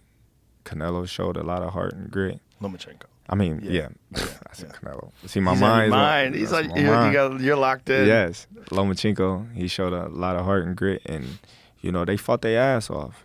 And the better man won that day. Did you think that the decision made sense? Man, listen, I'm not no judge. I always tell people I'm not a judge. I can't, you know, tell a person that's been judging probably longer than I've been boxing, you know, what he's basing his rounds on or why he give what round to who. We can argue all day, but that ain't gonna change the results. Right. So I just don't get into it. I just hope that I never be on the end of that stick. Right. Yeah, that's what's unfortunate is that it was such a great fight, but so many people thought the decision wasn't right that it sort of diminished the accomplishments of both fighters. Because Devin Haney fought a brilliant fight, and so did Lomachenko. I mean, Lomachenko turned the clock back. He looked incredible. Yeah, both of them put on a show. You know, I was rooting for Devin the whole time. You know, but both of them put a hell of a show on, and you know, gotta tip my hats off to them because you know they put it all on the line. Yeah, and you know that weight class is a fucking stacked weight class too. When Devin Haney beat Kambosos and beat him twice, and just the way he did it, like the way he looked. I mean, I already knew that. you already knew that? Yeah. Definitely. Not taking nothing away from Kambosos. It's just Levels. It's levels. Levels. You know, Yeah. it's the reason why, you know, people was avoiding Devin and Shakur. Right. Because those two boxing phenoms, you know, if you're not on that level mentally, like you're not even gonna compete with those two dudes. Right. You know? It's such an interesting thing because a lot of people don't know. You know, the general public, when someone gets to like an elite level, they need some high profile fight in order for people to realize. Because all the boxing fans realize, like Shakur's a great example. He's not really a household name, but he should be. I mean, he's an elite fighter. He's so fucking good. But he needs like a big, high-profile fight, like Gervonta did, you know, against Nobody Ryan want to Garcia. fight him. Right. Nobody want to fight him. Yeah. And I see why. You know, I get it. But at the same time, you know, they're going to have to see him sooner or later. No matter what, no matter how far they go, they're going to have to see him sooner or later. So, you know, all these fighters, you know, he's calling out everybody. He's calling out the Pitbull. He's calling out Lomachenko. Yeah. He's calling out Devin. He's calling out, you know, Tank. He's calling out everybody. Yeah. And he want to fight everybody right now. Right. You know, and that's a dangerous man when you know how talented he is, and he's motivated, he's focused, he's stay in the gym, he's a gym rat, he loves boxing to the core. Like, yeah, that's a dangerous man right now because he got something on his mind that, you know, he wanna accomplish. And he's still very young. Yeah. Very young and still getting better with every fight. Him versus Tank would be insane. Yeah. Tank is one of the most interesting fighters to watch because he's so different. His style is so different. You know, he's so economical. Like, he puts pressure on guys without throwing too many punches, and then starts to figure holes out. And the way he can explode and move in with one shot, my God. Yeah, he very explosive. He's very explosive, and, you know, man, he be cracking them dudes. People. Hey, he be putting them to sleep. Just cracking people. Yeah. And he has so much confidence in his power. So much Definitely. confidence in his power that he doesn't give a fuck if he's giving away a couple Yeah, rounds he in the definitely be game. giving away rounds, but, you know, he just, in his mind, he know it's a matter of time before I catch you. Yeah. And that's the thing with Tank, you know, these fighters, you know, you got to be aware 15 rounds. I know you're going 12, but you got to think you're going 3 more because, you know, the slightest slip, and we seen it, Yep. you know, time and time again. One slip, one mistake, and it's over. Yeah. You know, so, you know, hats off to Tank. You know, he's a great, talented fighter. But again, he haven't faced the top elite fighters in his division. Right. You know, so we want to see Tank against, you know, somebody his size, you know, at the elite level. Yeah. And I believe he'll do good because, you know, he got the skills, the power, he got the ring IQ to do good. But we haven't seen that yet. Yeah, he's also wild. He's a wild fella, so he's fun to watch. You know, he's just a crazy dude. You know. Yeah, coming from Baltimore, man, I think that's just his upbringing as well. You know, product of his own environment. Yes, for sure. He's just so unique in his approach. Like, you know, he doesn't fight like anybody else. Yeah, it's all right. I just get very frustrated when there's amazing fights that are on the table that don't get made. You know, like Usyk and Tyson Fury. Yeah. I was like, I want to see. I know Usyk is small, right? I know he's small for the weight class, but god damn, that dude's good.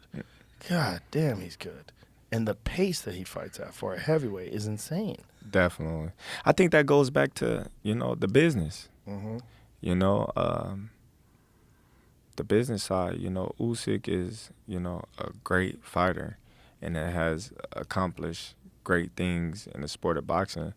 And for him to get disrespected, in the negotiations, because I'm pretty sure that's probably what it came down to, is not right. Well, he was willing to accept 70-30. Yeah. Which is crazy, but he's like, I want this fight. This is a big fight. And he must realize also that 30% of a Tyson Fury fight is probably bigger than anything he's ever had before in his life. But I still honestly think, he deserved more than that. I think so too. But I love the fact that he said yes. Yeah. And then it still didn't happen. Right. So, who was behind the reason why it didn't happen? Yeah. I don't know. That's when you start asking those type of questions. Who do you think was behind it? I don't know. I can't say. I wasn't, Right. in the negotiations, but, it should be some type of form where, these fights should be mandatory to happen so you can clean up the sport of boxing. It can only be one champion in one division, like the UFC. Right. I think we got too many titles. I think we got too many sanction bodies. I think, we need to clean up the sport as a whole. I think the fighters need, pensions. We need 401ks. We need a union. We need health insurance. I think we need all that. We put our life on the line to go out here and entertain, the people. And once we done entertaining, we leave home, and we come home not the same fighter that we once was when we left, and it's heartbreaking to see a lot of these old-time fighters, that speaking impaired and, can't enjoy the fruit of their labor or just flat out broke, and they gave their life to the sport and doesn't have anything to show for it. And I think that's wrong. I think, we need to create something to where at least the fighters can, live comfortable after the sport of boxing, given if, something dramatic was to happen or, you didn't put in a certain amount of years in a sport that you can pay in on your own to have you a 401k. So when you retire, you got some type of income coming in, because when you getting that much money so fast and so frequently, you just spend it. You just spend it because in your mind, I'm going to fight again and I'm going to get it again. I'm going to fight again, then I'm going to get it again. But then you start living off of that, and then once you get to the tail end of your career, you're like, damn, I didn't spend millions and millions, and I got a couple of more fights. Now you're struggling, because you got to pay taxes. If not, they come to take everything you got. And then, you pay taxes, now you got not even half of that. And now you're looking like, damn, I got to make this stretch. And then you ain't got no work ethic skills because you've been boxing your whole life. You didn't go to college to get no curricular skills in other lanes. So, I think we need to create something to clean up the sport of boxing. Do you think it's possible to eliminate the sanctioning bodies? I mean, the only person that can kind of do it is a guy like you. Because, if you're a world champion in 4 different organizations, you're undisputed. There's no one that can say they're the welterweight champion of the world except for Terence Crawford. If you say, all these belts are bullshit, I'm the fucking champion, whether it's the Ring Magazine belt or whatever you sanction, whatever you sanction. Do you think it's possible to do something like that? I think it is. I think anything is possible. I think, Floyd, I think Canelo, they showed us time and time again that it's not about the belts. When you get to a certain point in your career, you bigger than the belts. Right. Coming up, everybody want to be a champion. But once you get your name out there and you become a megastar or star, the belts don't mean nothing. We paying for the belts. How much do you have to pay? We got paid like what 3%, 3%, 2%, 3%. Like that's crazy. Definitely. That's it's so like, crazy. It's like I'm paying you to make me a belt. And do you have to pay 3% to each individual section? Yeah. Wow. Some of them is different. Some of them is 3. Some of them 2. You know, so it's like I'm paying for you to come out here and watch me fight to give me a belt that, you know what I mean, I'm already paying for. Like, come on now. I'm paying you. You're not paying me. I'm paying you. So right. The only one that really matters is the ring belt because it's free. It's free. Like, why do I got to pay to be champion? Yeah. Once you start thinking about that, like, dang. Yeah. I'm paying all this money. And the Ring Magazine belt is as respected as any of them. Yeah, that's the number one guy in the division. Yeah. That's how it should be. I don't think, you know, a champion should have to pay to be champion. No. And where is all the other money going to? Yeah. You know, especially when you get to these high prize fights, you know, that 2 and 3% is turning into a lot of money. Yes. So you're like, okay, so what is you doing with the money? Right. Where is the money going to? Like, where's the value? Yeah. So the value is entirely in you. Definitely. In you and your name. That's what people don't give a fuck about those 3 letters. At all. At all. They just know Terence Crawford's the best. And who he's fighting, who cares? Like, whatever it is, that's the big fight. Mm-hmm. It doesn't WBO, WBC, no, IBF. Nobody gives a fuck. They don't. Nobody gives a fuck. They care about who you beat. Oh, you just beat the nobody, you know what I mean, care about the belts. You know, yeah, it's cool to say, you know what I mean, he's an undisputed champion of the world, you know what I mean, or he's a champion of the world. That's beautiful. You know what I mean? That's history. That's legacy. But at the end of the day, you know, it's all about the man's future.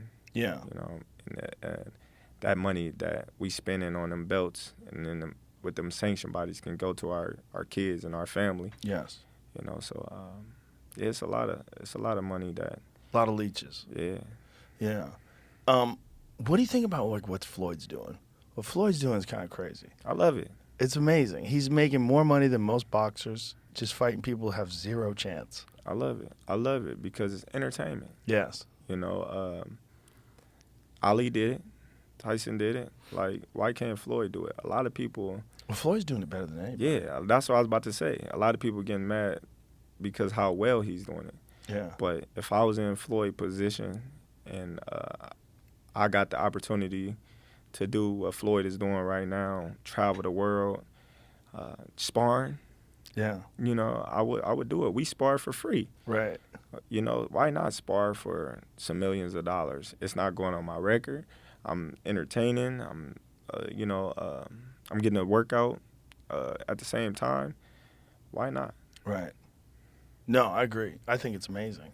I just love the fact that he's gamed the system. Yeah. You know, because the system is you get to a certain point in time, you're a champion, you make as much money as you possibly can, you retire, and then there's no more money. Yeah. And Floyd's like, let me just box some people that have zero chance. Yeah. And then now with what's going on in like Saudi Arabia, United Arab Emirates, like you can get paid insane amounts of money. Like if you're Floyd, people just want to see you perform. Definitely. And he not just if you Floyd. You see Tyson Fury now went over there and he's gonna fight in Ghana. Yeah, that's happening in October. That is an interesting thing. That's an interesting thing because you got a guy in Francis Ngannou who was the heavyweight champ, retired from the UFC, left the UFC as the champ, but has zero professional boxing fights. He has no chance. when I was doing the interview at the UFC gym, they asked me about the fight. I said, he have no chance. Tyson Fury all day. You talking about one of the best heavyweights ever. You know what I mean? And you think this guy with no boxing experience gonna come in there and just beat him? He don't hit harder than he don't hit harder than Deontay Wilder. No, nobody hits harder. So than what Deontay. you think this guy gonna do with them 10-ounce gloves on? Now with 4 ounces, 6 ounces, what he wear, he probably strong, but add some more ounces on, you know, it's a different game. He's gonna get tired. you know, it's gonna be a different game.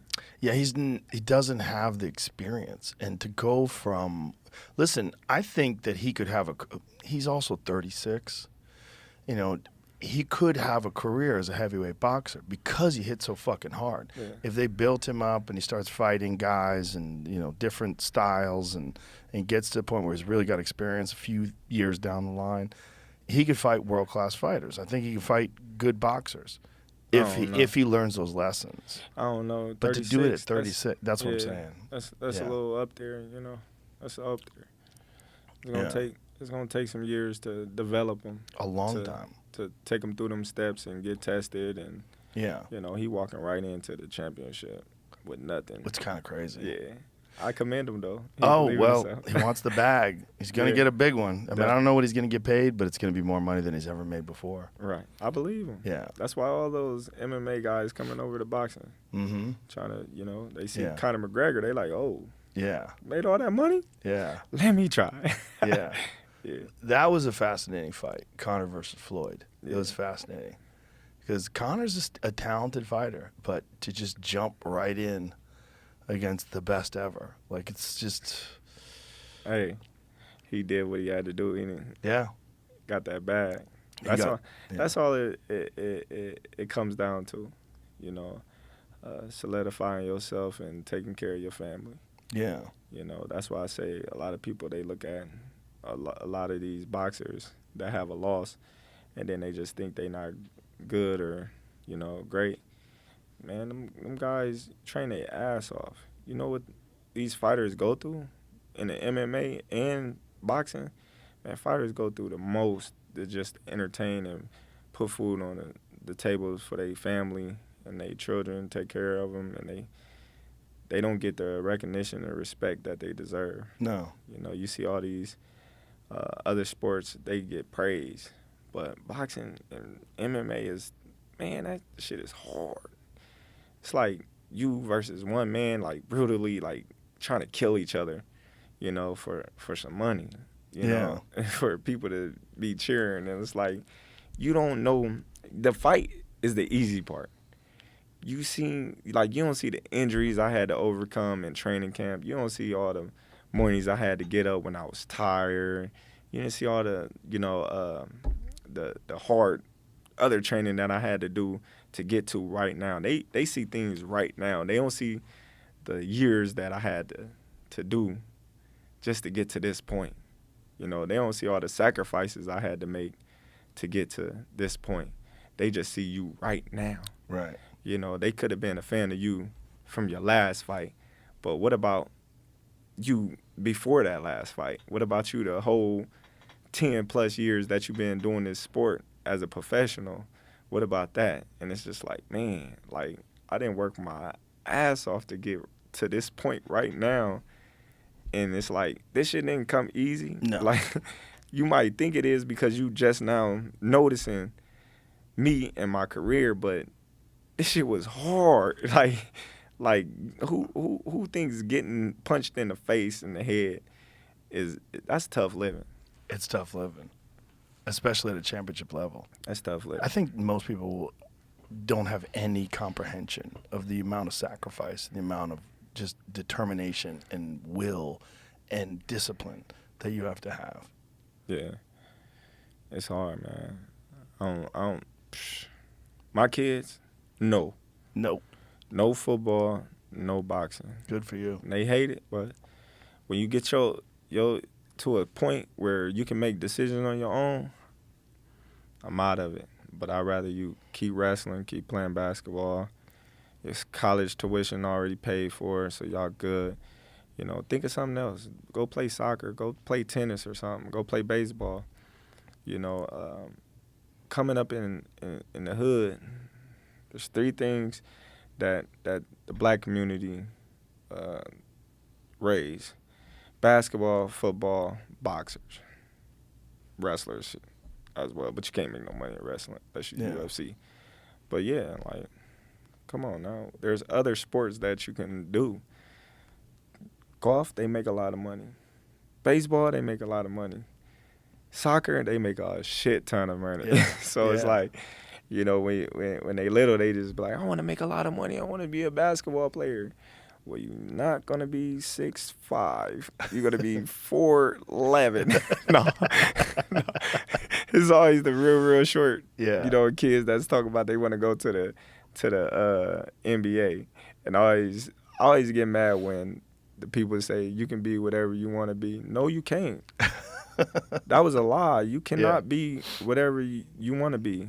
No matter what you say, how hard you train, genetics is genetics. Yep. Football, you might be too small. Basketball, you might be too short. You can't be the president just because you want to be the president. Right. So don't tell this person he can be whatever you want to be. Then he grow up thinking, I want to be the president. Well, you can try. I'm not going to kill your dreams, but it's going to be hard for you to be the president. Yeah. Well, at least the president doesn't rely too much on genetics. Yeah. Because we were talking about this last night, that there's levels upon levels upon levels, and the truly elite have everything. They have talent, they have the mind for it, they have the genetics, and they have the training, and they have the discipline. Because some really talented people don't work as hard. Definitely. We've all encountered. That's the Buster Douglas story, right? Mm-hmm. Super talented, just only really applied himself during the Tyson fight, in camp. And look how he came out. I mean, his mom had died. He was devastated and heartbroken. And he decided he was going to win the fight for his mother. Trained like a fucking demon.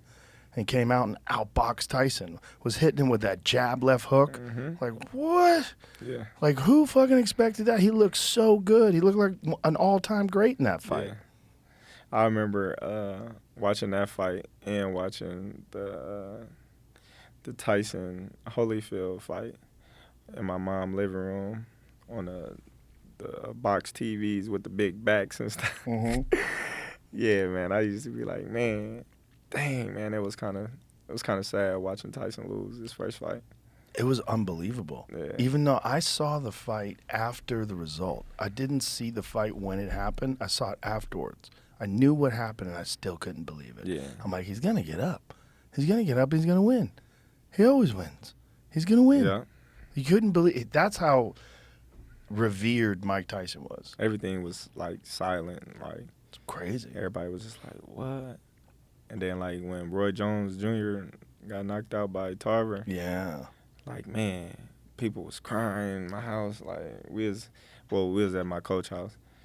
People was crying. I was like, man, I was, like, heartbroken. Like like when you go on a roller coaster, mm-hmm. then you go down and your stomach sink in. Yeah. That's how I was like, oh, Roy. I know. Dang, man. Like, I couldn't believe it. I'm like, man. I just knew Roy was going to win. I was like, man, he shouldn't have fought him again. I was like, he should have just took the win and didn't fight him again. Well, he had gone all the way up to heavyweight and all the way back down to light heavyweight. And I think that weight cut was brutal. But he still won, though. Yeah. He shouldn't have fought him again. Right. I sound like a little kid, but I know. Should have fought him again, man. And I'm cool as hell with Tarver. You know what I mean? Both of them. Tarver's a great fighter. You know what I mean? But he shouldn't have fought him again. But when they were reading the instructions to him, and he said, "You got any excuses tonight, Roy?" Yeah. I was like, "Oh my God, that was heavy." Yeah. And he went on to knock him out. Oof. It was legendary. That was a rough one, but for me, the rougher one was Glenn Johnson. Yeah. When Glenn Johnson knocked him out because he was stiff. Yeah. And that was right after the Tarver knockout. And he didn't even look like he hit him that hard. No. I just think, after that, Roy just couldn't take the punches no more. Right. Because it seemed like, his body wasn't reacting the same way to the punches. Every time he get hit with a clean shot, it was like rattling on him. Mm-hmm. And I always tell people, it's not the punch, it's your brain. Right. You gotta have that water. A lot of people be dehydrating themselves to the fact where, they losing too much water in their brain, and then once they get hit, their brain is knocking against nothing, just your skull, and then that snap, that's what knocks them out. Yeah, you see a lot of that in MMA. Guys cut a tremendous amount of weight in MMA. Man, you know, I got friends that's in the MMA, and I never seen somebody lose so much weight in one day just to make weight. It's crazy. It's like, man, them dudes losing like 12 pounds. More even. I'm like, how y'all losing so much weight in one day? Like, nah, y'all crazy. Yeah, and they can't even use IVs. Yeah. You guys can use IVs to rehydrate? No, we can't use You IVs either. No? No. When did they change that? I ain't never knew that they changed anything. I think that was legal because you know when Floyd fought Pacquiao, that was a thing that he was using IVs or something like that. But yeah, you can't use that stuff. Yeah, that was the way that fighters always recuperated. They always took IVs, and then USADA came along, and apparently you can use the IV to mask performance-enhancing drugs. So that's why they outlawed it. Yeah, I think that was a thing.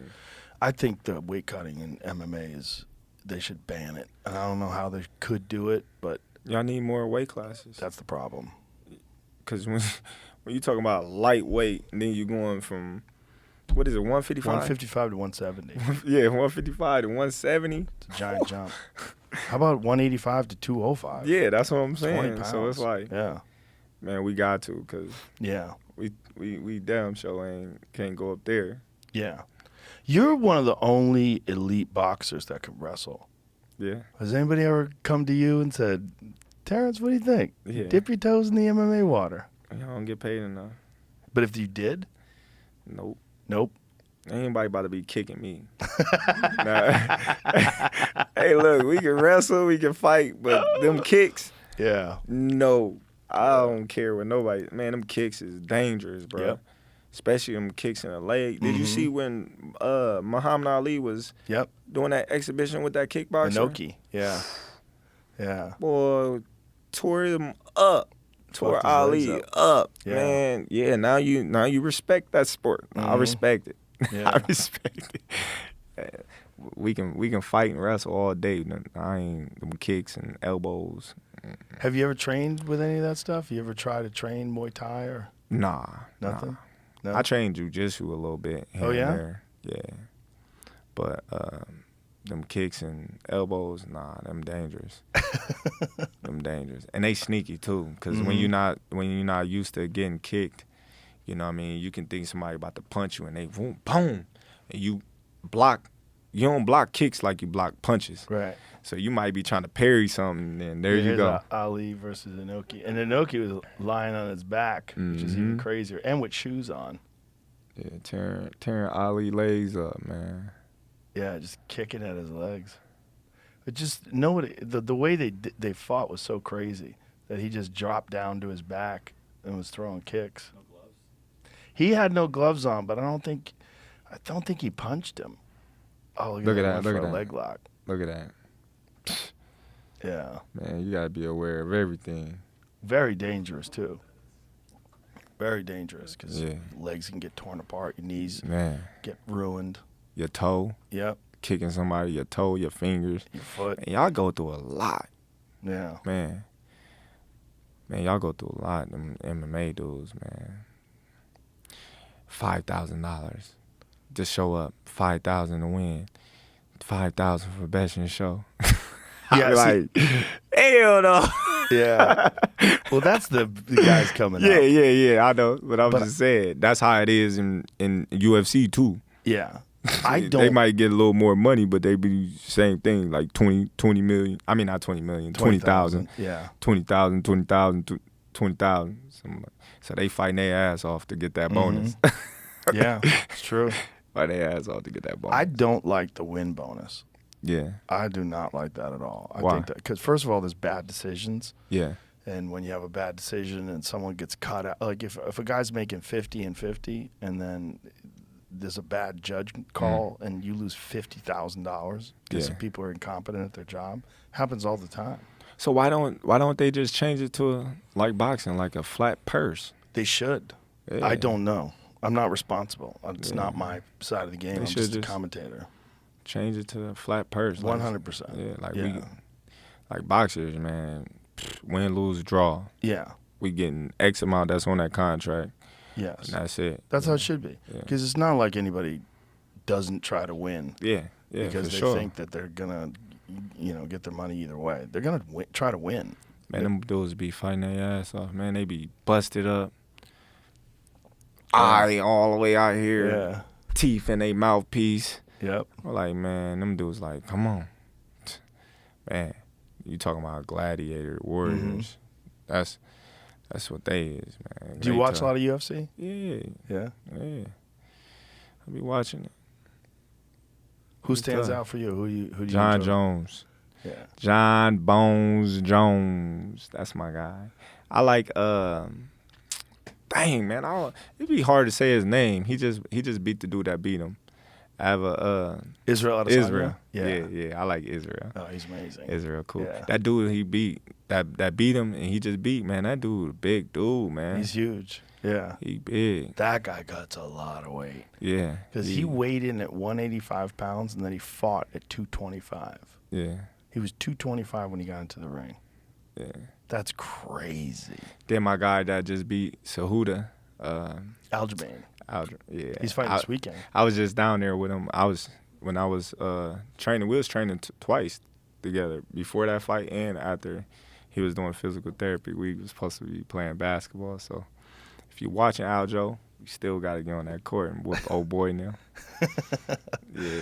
Yeah, he's fighting this weekend against Sean O'Malley. It's a big fight. Yeah. Yeah. Do you ever go to those live?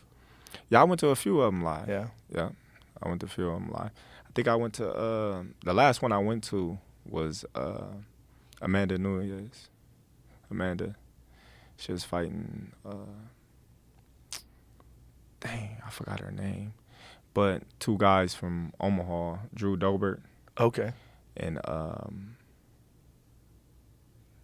he fought John Jones too. He from Omaha. I forgot his name. You put Omaha on the map. Yeah. You really did.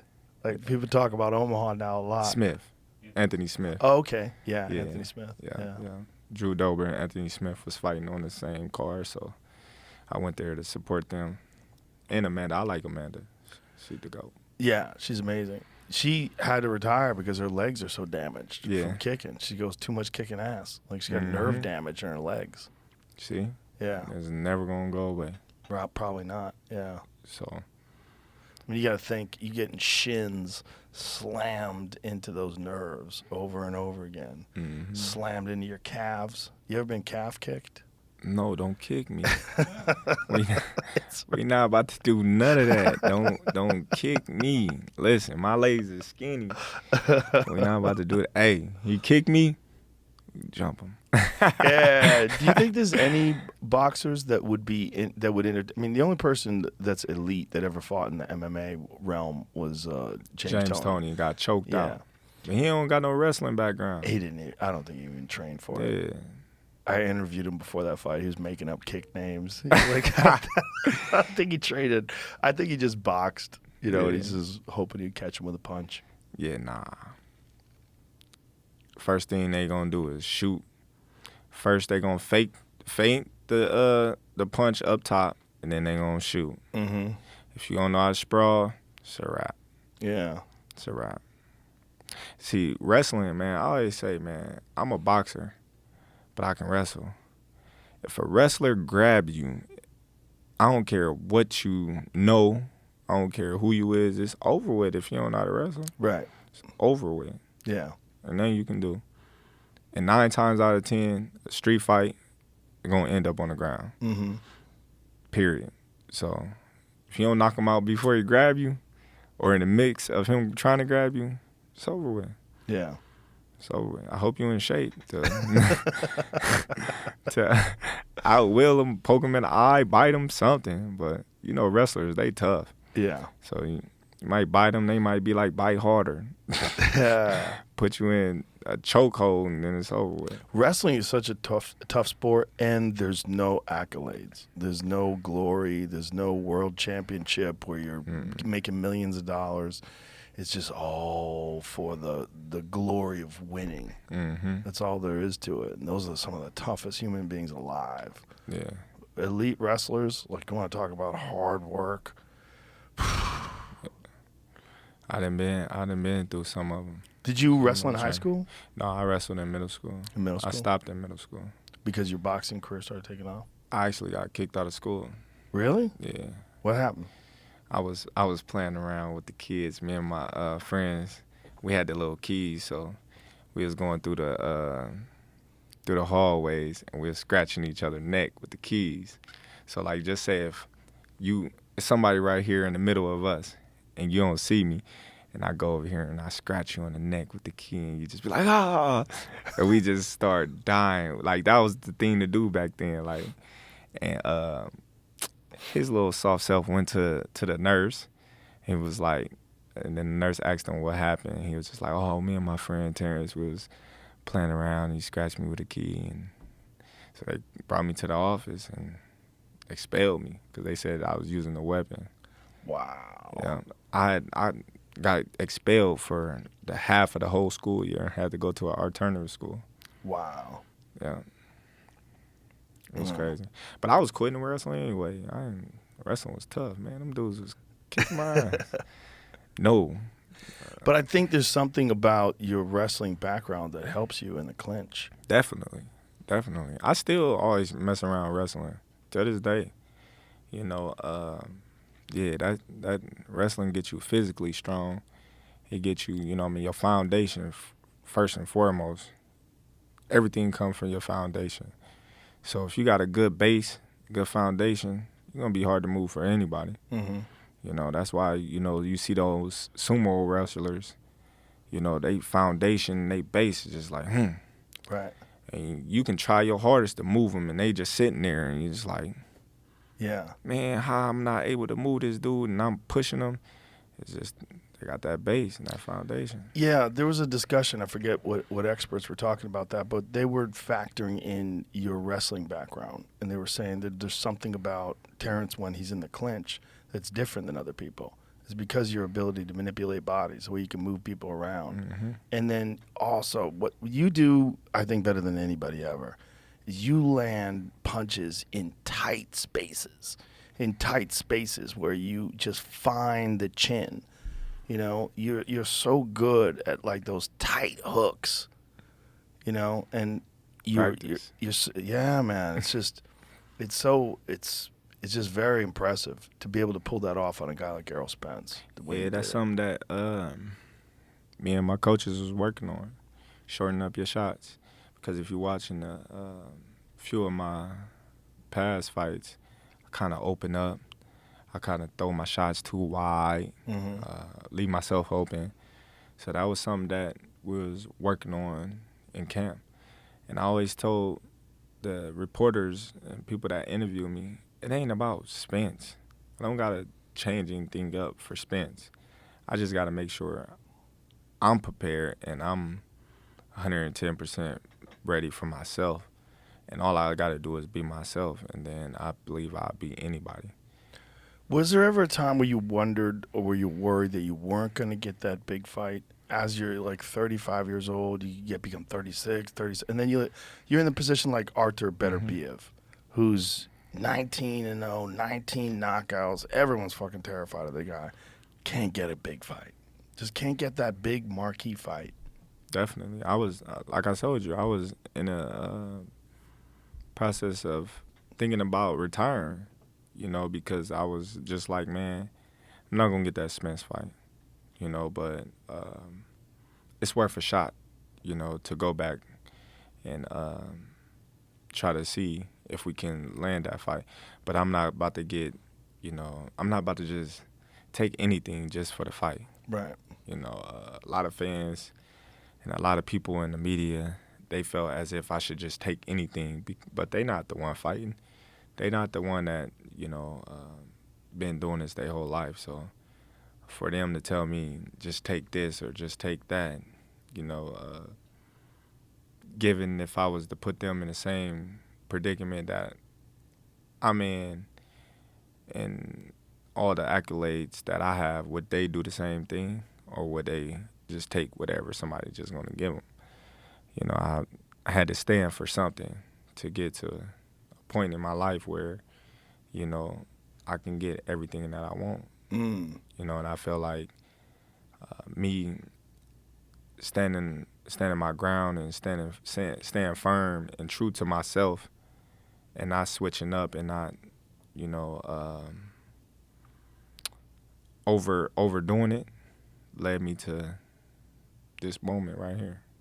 One of the things that happens with some boxers is they leave a lot in the gym in sparring sessions, and that they just spar too hard. They have too many hard sparring sessions. How often do you spar?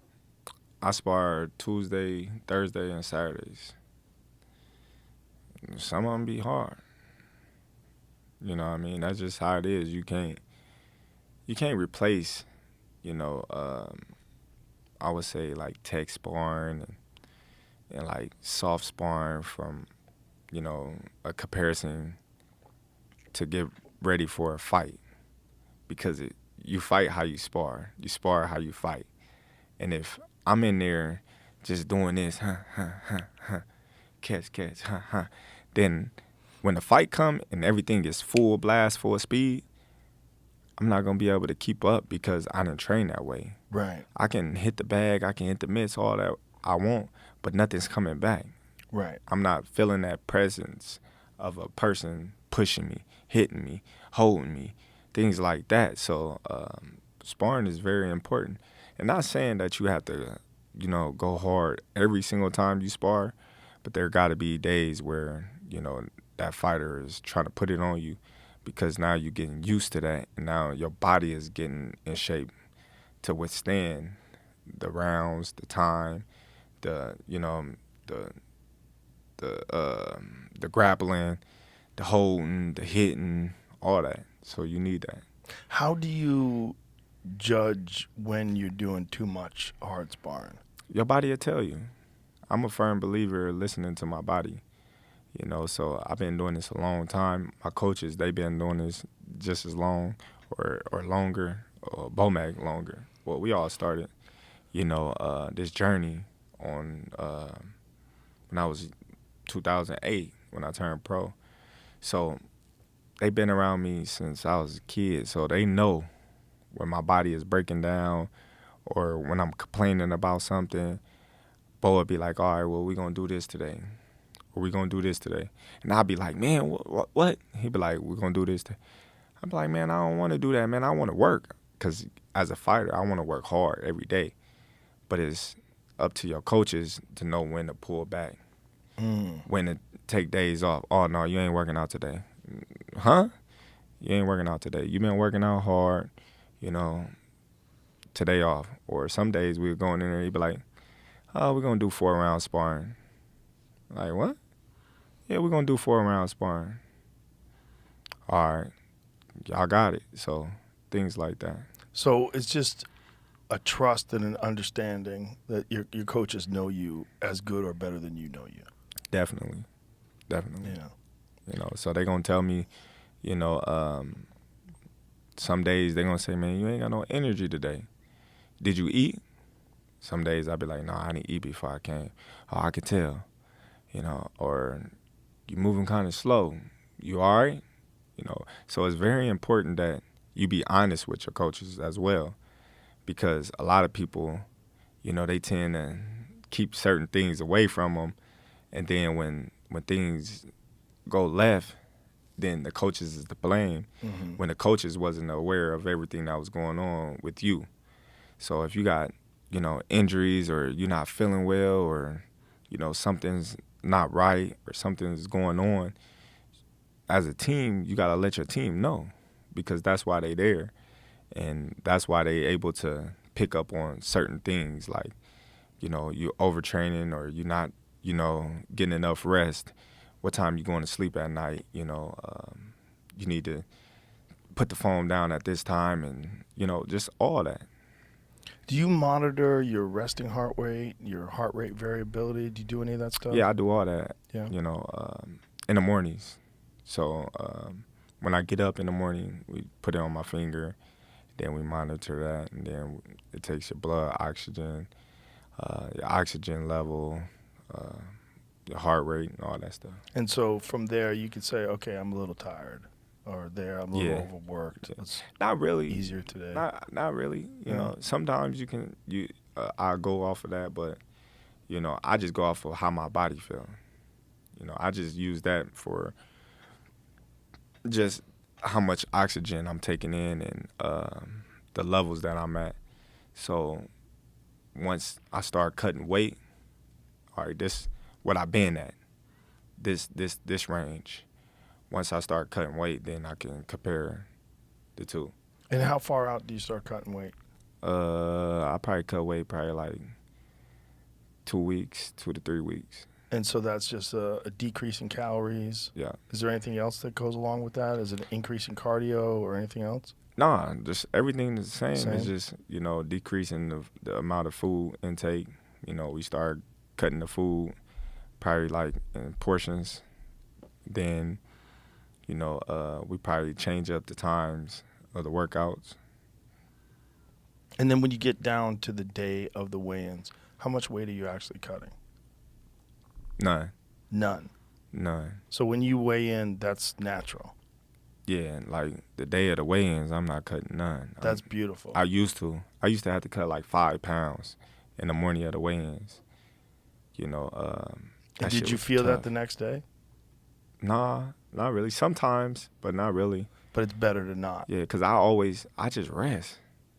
Resting is most important. Like, I just sit in the bed all day. Especially when I was at 135, I didn't do nothing. I was cutting weight, cutting weight.